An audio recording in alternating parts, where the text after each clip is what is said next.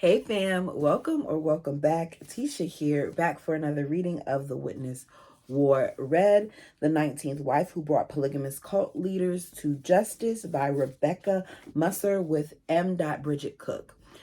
Hopefully this chapter isn't as heavy as the last, because that chapter kind of messed me up a little bit. But we, take some time and then we come back. So here I am for chapter 27, and it's entitled Breaching the Vault.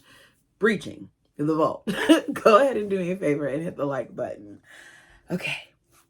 My attempt to locate Sarah by reviewing some boxes of evidence and files that were confusing to the officers proved fruitless as well. That Wednesday, I was stationed at the Temple Annex building with Joel Harlison, an older ranger who had heard so many FLDS lies that he initially had very little faith in me. I don't think it's Harlison. I think it's Harlison. Haralson. Ranger Harlison. Y'all, that word is going to bother me. I'll keep going. Y'all know I mispronounce things at times. Forgive me. His wariness seemed to be justified by some disturbing news he delivered to me. My sister-in-law, Miranda, who was married to Ben's brother Oliver, asked her midwife to call authorities in Texas and provide false information. She said I was an informant with a huge chip on my shoulder, that I was bitter and hateful and would do anything to bring down the FLDS. It is amazing that this continues to happen. And I wonder at what point Ben, her husband, actually has her back. Because why is it that your wife is going through all these things? And I get it if you don't want to go on the ranch, if you don't want to enter the temple, but how great would it have been if he came with her, or if he took time to call and check on her, or if he called his family and told his family to stop lying on her? Just like make it seem like you care. Her midwife swore that I had made a prank call as Sarah to spur the raid. Fortunately, I was able to set the record straight with Texas authorities, starting with Joe and the sheriff who had heard the recorded calls and backed me up, saying it could not have been me. Several of the Rangers got angry and prepared to go after Miranda for supplying false information. I asked them not to, but I did send her an email warning her about the criminality of falsifying reports and possible prosecution. You should have let them get her. I'm sorry, I'm not the bigger person. I'm just gonna be honest. We're family here, and that's what we do. I'm not the bigger person. Not when it comes to stuff like that. Like, don't lie on me. Don't do it. But she was only one of a slew calling with worries and fears and speculations. FLDS members in other parts of the nation and Canada were terrified as rumors abounded.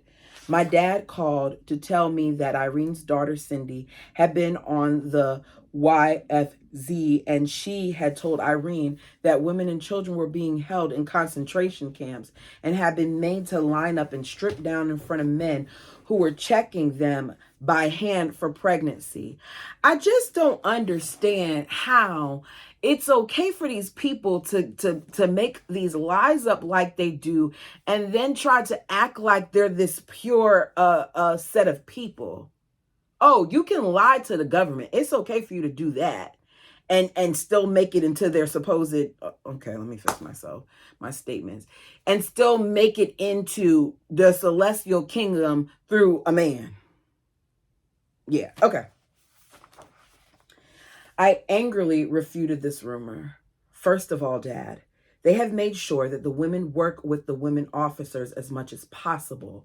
Some urine tests have been conducted, but these women have been treated with more respect than they have by their own husbands. You go, girl. As far as the people, if they had just told the truth, none of this would have ever happened. No one would have been removed. No one would have entered the temple. If anyone is to blame, it's Uncle Merle and his lies. Yet still, people are continuing to spread fabrications. Honey, they're not fabrications. Let's call them what they are. They're lies. I filled him in on all the FLDS misdeeds, including Leroy Steed's flight from officers with a hard drive and the van filled with pregnant teens. Consider your sources, Dad. The women are not being put up in the Hilton, but they have everything except showers, and that's being fixed as we speak. They're being well fed and treated with respect. The FLDS are spreading bullshit. Rebecca went in on her daddy, didn't she? Let's get ready. It's about time. Because your dad is full of crap too. So I'm glad. Let him know. The calls and speculations seemed to slow down considerably when the DPS revealed the discovery of the beds inside the FLDS temple and suggested that it was an area where men engaged in sexual activity with female children under the age of 17. Duran had warned me they had found even more evidence regarding the ages of some of the girls having to be trained, most of them Warren's younger wives. It made me physically ill, but I pushed it out of my brain and focused on finding Sarah. This is one of the reasons why I struggle so much with that last chapter, because it was just too heavy with immoral acts being done to these women, and it makes me sick. And little girls, now we know them as well. The longer she was missing, the more we worried for her safety. I was looking over a list of properties rangers had found and then the bus list and realized that though several of the women had changed their names, there were often enough clues so that I could guess who they were. Suddenly, I gasped. "What is it?" asked the ranger. My heart lurched as I recognized the names of my sister Savannah's children, along with two more I hadn't even known about. Savannah had made up a different first and last name for herself, but wisely used her children's real first names. To her, I was like Satan incarnate, but seeing her name made me realize just how much I missed her. I had been strong this whole time, but this was too much, and for the first time, I cried in front of the officers. Quickly, I gathered myself again as we were on a serious deadline. Time was rapidly running on out on the search warrants. Law enforcement had only a week from issue to be on the ranch. Locksmiths from San Antonio had been brought in to crack the safes in the temple and the annex building I was in. The priority was the temple annex vault, where we speculated the records still were since the temple was not yet dedicated. Brooks also brought in a jackhammer crew and started creating a hole in the 18-inch thick cement. They were making more progress than the locksmiths. Both vaults had air vents built in, so there was wariness in opening either vault as to what or who might be inside. Brooks warned both crews that they were taking their lives into their hands, as explosives could have been set to go off in the safes. When they got close to the breach, he had me escorted out for safety. I was later informed when a large enough hole had been cut with a jackhammer, and Ranger Jesse Valdez, the slightest of all the men, crawled through carefully armed only with a flashlight. Brooks let me re-enter the area in time to see Valdez emerge from the vault, covered from head to toe with white, thick dust. "I found them," he said, smiling. He discovered 44 boxes of records and several additional safes inside. Law enforcement felt other repercussions as the FLDS had launched a full-fledged propaganda campaign using the hungry media to spin their story. In a news interview, 3 mothers reported they were being denied access to their children and housed in the most primitive of circumstances. Of course, they're going to go up there and they're going to lie, because that's what they do. It's okay to lie to the media. And more than likely, they're going to feel pressured and they're going to let them go, because that's what often happens in these circumstances when the media doesn't do the due diligence to actually research and find out things. But let's read. On CNN, Merle's wife Kathleen sobbed, "I want you to understand that we've been put in a compound, Fort Concho, over there with brick walls, 100 feet by 40 feet, 170 women and children, 2 bathrooms. We're being treated like the Jews were when they were escorted to the German Nazi camps." Look here.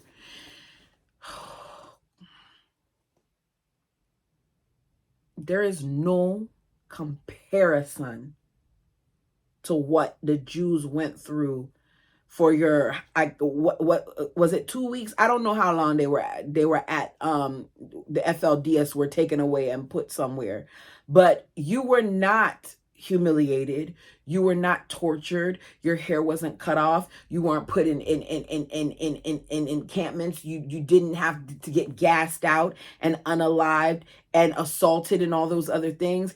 You were just removed from your home. May it be scary? Yes, but there is no comparison. So it's clear that that woman didn't educate herself, because we know that they were cut off from a lot of history, or that this was them yet again lying, and people are going to believe it.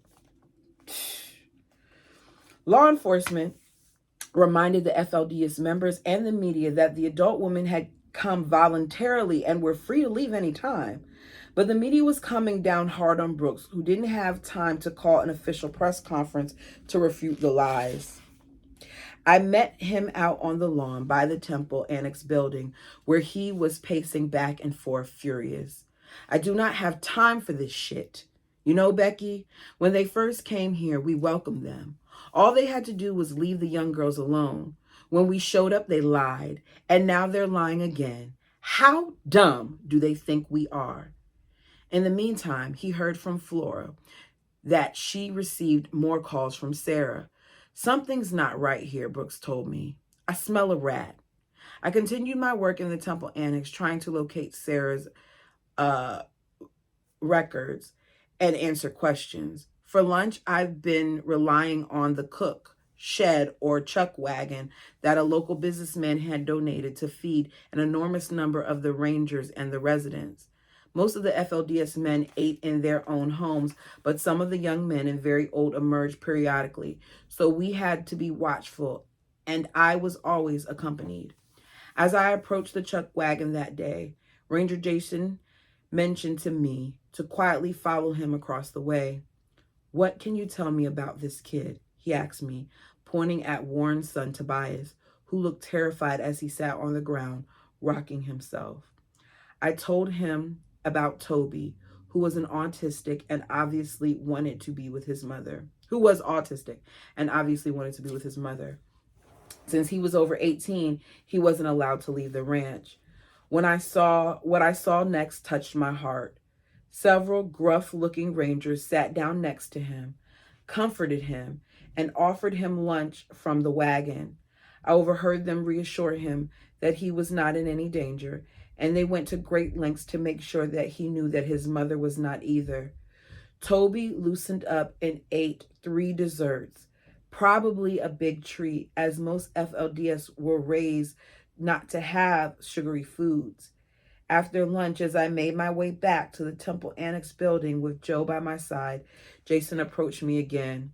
"Yeah, I got the dirt on you," he cried. "You were listening to devil music." "What?" "I read a confession letter from your friend Samantha." I looked at the ranger and back at Joe, who had finally started to trust me, and started giggling. I knew what Jason must have found in the records. When I was a student at Alta Academy, Warren taught us that devil music began in the 60s, when the Beatles sold their souls to the devil, a black man who gave them a record contract. He already thinks that being of darker complexion is a curse, and it's, we're sinful people. So why not say that the person was a black man too in your little story? Yeah, anyway. Insert eye roll. "If you take delight in this type of music," he said, "you're going down an immoral path and taking on that black man's devil-worshipping spirit." I tried hard to be good, listening to church hymns and classical music, but the world was so melodious, and I was often drawn to other forms, like ragtime. I could only imagine what Warren would say about that. One night I told the ranger Samantha called, "Come and get me right now." Right after family class, I told Neffy I had a quick errand, and I told one of the properties, and I took one of the property's vehicles to pick Samantha up. She popped in some music and we drove around the back roads, turning it up really loud, screaming our guts out. What was it? The ranger asked. He was expecting some heavy metal band.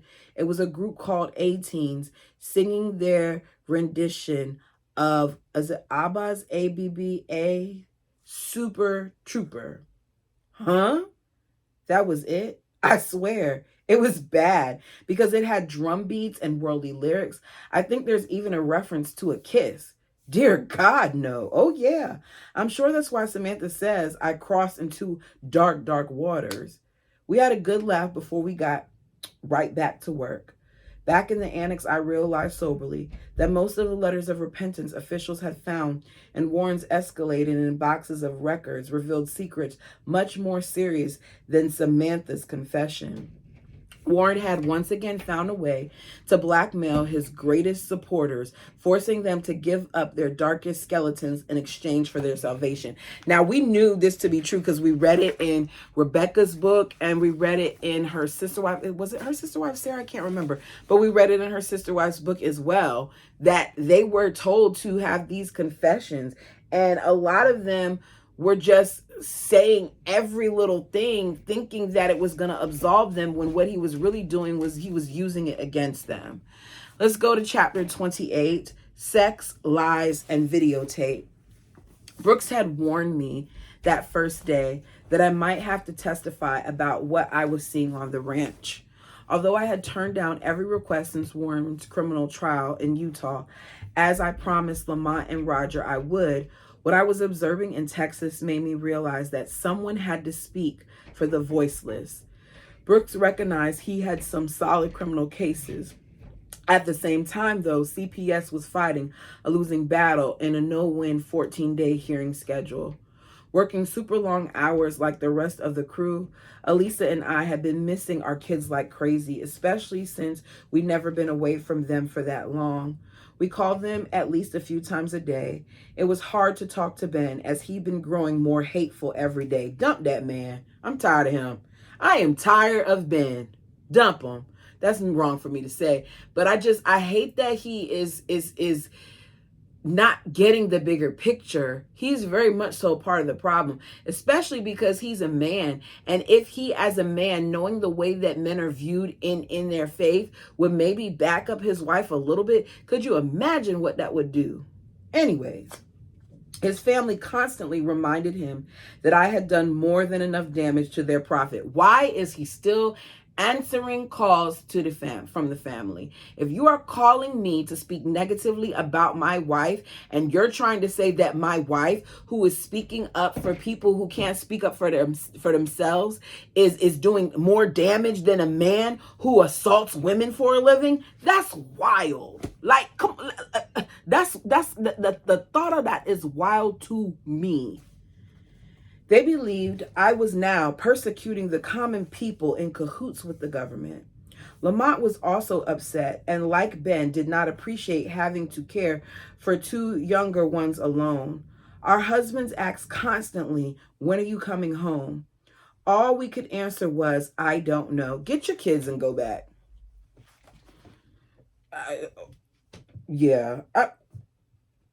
And by go back, I mean bring them with you. Because these men, by that Friday, which I spent with Elisa at the CPS building, the Rangers had mostly pulled off the YFZ, though the mothers and children were still at Fort Concho. Lawyers and foster homes were being found, but it was a complicated process. While we were grateful for what CPS was trying to do, Elisa and I remained vigilant about the rights of the women and children. We had to repeatedly remind hundreds of different investigators and workers to use the term marital relations instead of sex, as well as explaining Warren's peculiar indoctrination so they could understand our people better without judgment. In the meantime, at Fort Concho, the cultural rifts were glaringly apparent. A CPS worker told me that the first night the young boys spent there, an overnight guardian had come upstairs to check on them at 5 a.m. and found all of them awake and sitting fully clothed on the edges of their neatly made beds. She presumed they were preparing to run away. "We're ready to go to work," one of the boys said, and the others nodded. "What work are we supposed to do?" they asked. CPS was under fire from the public, DPS, and the media. No matter what CPS did to create order so they could take the very best care of the children, the women were constantly undermining the workers. They switched wristbands, spoke snidely to the workers and volunteers, refused to cooperate, and still lied about ages and family groups. I knew because I held many files on my own lap in which women I was well acquainted with had written lie after lie, names, ages, parents, etc. Still, there were things CPS could have been doing better, and they all knew it. That week, CPS workers had come in from all over the state to help out. As we were looking at Texas normal regulations for removal of children and placement into foster care, I told them that their usual operations would not work in this situation. "Please, hear me on this," I said. "You will not find the drug problems that are normally in abusive homes. You will not find physical, domestic violence to the point that you might see in some of these other circumstances. While it does happen, it is not common. The actual abuse through spiritual teachings is common, but it's a different problem than you have encountered in most of your cases in Texas." "Okay," said Elaine Leonard, a high-level CPS administrator. "What do you suggest?" "Is there any way to remove the fathers and return the mothers and children?" I asked. "If it were up to me," she said, "we could, but we have to deal with structures that are already in place. We can't undo what has been done in this time frame, and we have to be extremely careful about setting a precedent." We kept trying to dream up better solutions, but time was against us. At one point, I saw tears on Elaine's face. Later, a CPS official from Austin came in as I was answering questions. "Who is this?" he said, looking down his nose. "Why should we listen to her?" I erupted in frustration. "Look, I don't have the education you have. I don't have the background and the credentials you have, but what you normally do is not the solution." I walked away and escaped down the hall, blinded by tears. Turning a corner, I ran straight into Brooks. "What am I doing here?" I asked him desperately. "Who said something to you?" he asked. He prodded me until I blurted it out. Brooks immediately marched into the CPS room. "I don't care who you think you are," he said. "We are mighty damn grateful that Becky has come to help us. What you need to know is that things would be much worse without her. Out of all of the hundreds of people and cases out there, there's probably only a handful of people that she doesn't know or isn't related to. Can you identify any of those people? I didn't think so. You listen to her and you treat her with respect." Thank you, Brooks. He shows more respect to her than her own husband. I'm just saying. To add to the turmoil, I spoke him up. Ben called angrier than ever. 2 different flights I booked out had come and gone. Elisa was preparing to leave to engage in some big media on the book she had written, hoping to educate the people about the plight of all the FLDS women. Ben couldn't understand why I wouldn't leave too, but there were hearings and issues that urgently deserve resolution here in Texas. Okay, I get that he's frustrated. I just think part of the problem is he didn't support her from day one. And I can see how it would be frustrating if your wife keeps changing when she's supposed to come back and you're the one with the kids and things of that nature. But I still feel like he's not being very supportive of her. "So what's it like down there with all your cowboy friends?" he said accusingly. And just like that, I'm back. I just tried to show you grace, Ben, and you just took it back. "How does it feel to be so important?" "Oh, he's jealous. You want everyone to think you're so cool." I couldn't handle it any longer. I sat on a sofa away from the others and sobbed. Look, I told Ben, I'm doing the best I can. I'm sorry I thought I would be done. Well, it affects me too, Beck. Get home. Get home now. The line went dead. Oh, he hung up on her. At that moment, I felt like such an idiot working with the people at CPS who couldn't care less, trying to help people who hated my guts. If that wasn't crazy making, I didn't know what was. Even worse, I missed my kids with a physical ache.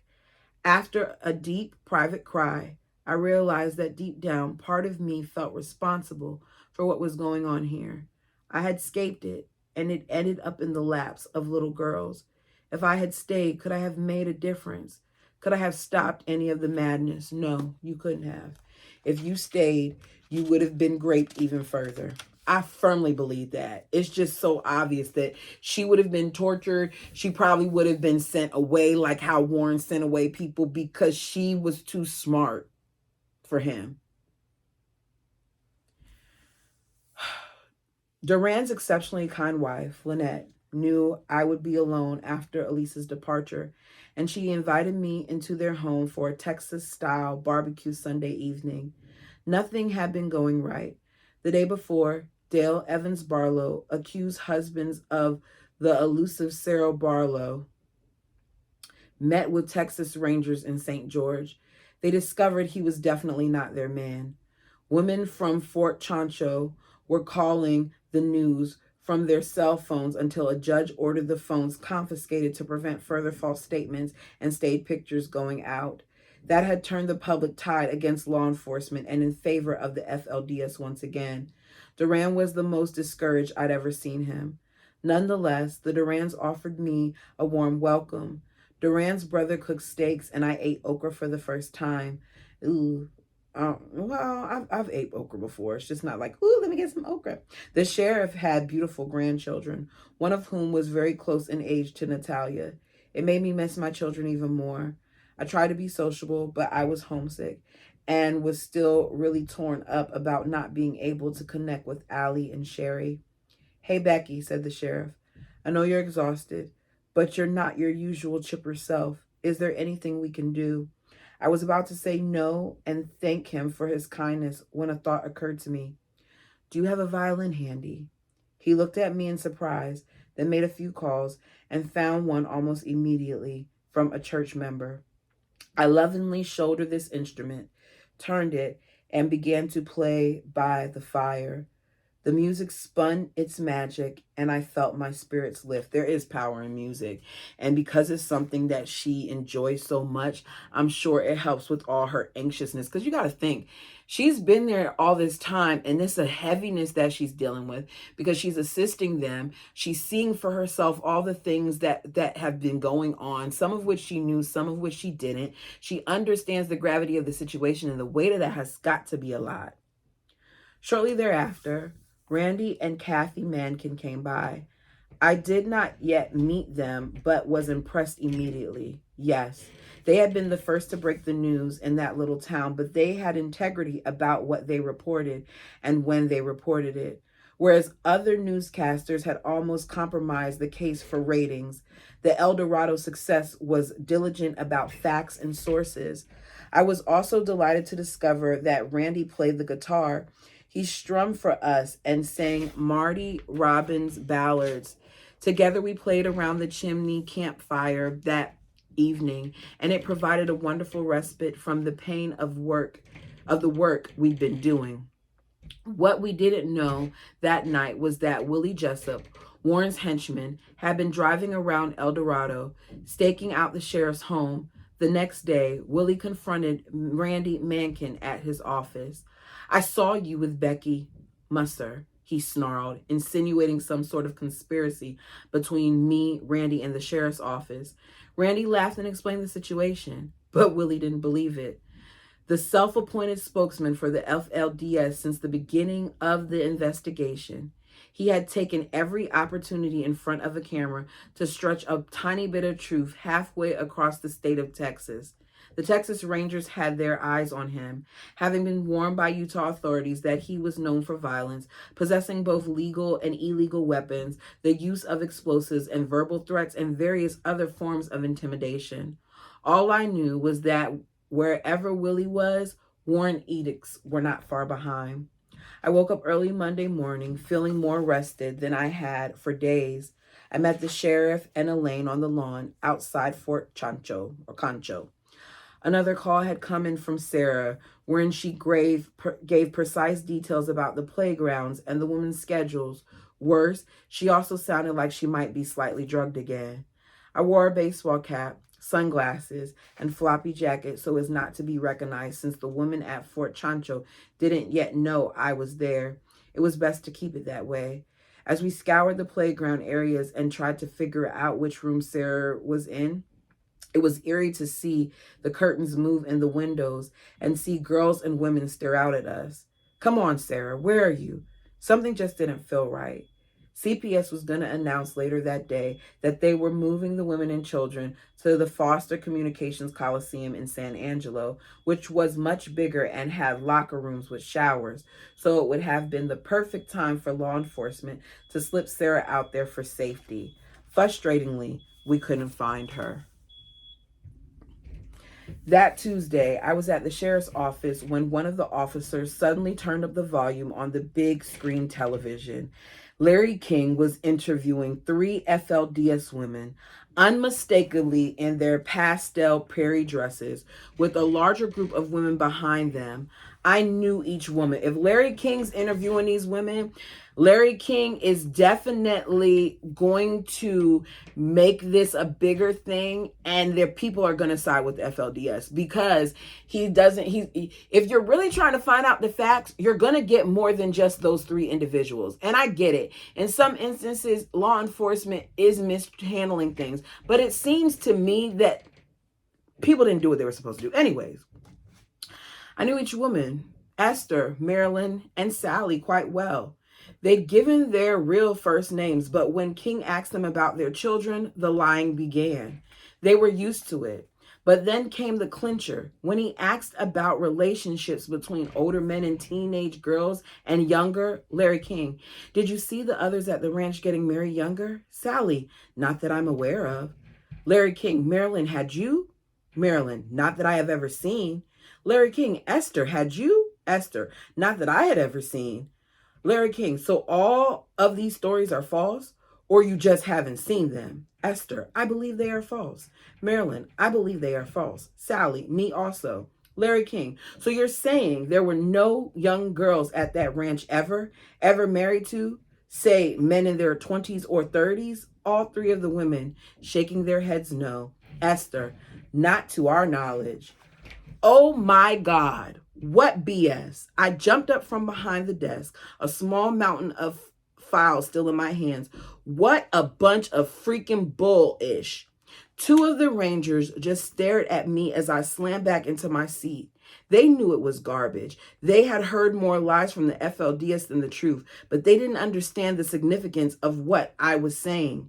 I have these women's files right on my lap right now, I shouted. I've got a file of a 15-year-old Janet who married Raymond Merlo Jessup, and he had his child at age 16. I looked up and pointed furiously at the 3rd woman on the right. Sally is her mother and the grandmother to the baby. She was the attending midwife at that baby's birth, and that's Sally's full daughter right there in the middle. She is Janet's full sister. I cannot believe they're lying like this. It goes even deeper, because these people are acting like they don't know, and they're evidence of it. I wish she could have called in and called them out right there on national television, so we could get to the bottom of it and they could see the lies, because the face would turn red. The Ranger's eyes grew wide at the revelation and my outburst. The reality hit home again, that these were children having babies, those women, grandbabies, and great-grandbabies. A stark realization came over me, and I realized why the fire was so strong inside of me. It wasn't just because of the lies, but because literally no one was telling the truth. Not one FLDS person was standing up for these girls the way their own mothers and grandmothers should have. In my heart, I was still Grandmother Becky, and fierce protectiveness washed over me. No matter what had happened in the last week, the comments of ignorant CPS workers, the digs into my reputation, the repercussions on my tenuous marriage, I had to keep fighting for those girls. That's where we're going to end it, y'all. I cannot begin to imagine how hard that had to be for her to sit there and witness that, to sit there and witness what it felt like to have her family turn against her and her husband turn against her, and then on top of her husband and her family turning against her, these women blatantly lying. Like, how is it that this is that okay? I know they're taught that it's okay to lie to government officials, but the extent at which they're doing it is wild to me. I just really hope that Becky is living like the best life right now, because she went through so much, not just in polygamy, but once she got out of it. And for that, I hope she deserves happiness. They all do. Anyways, let me know your thoughts on this chapter. Thank you guys so much for your time. Like the video as it helps the channel. Until next time, peace.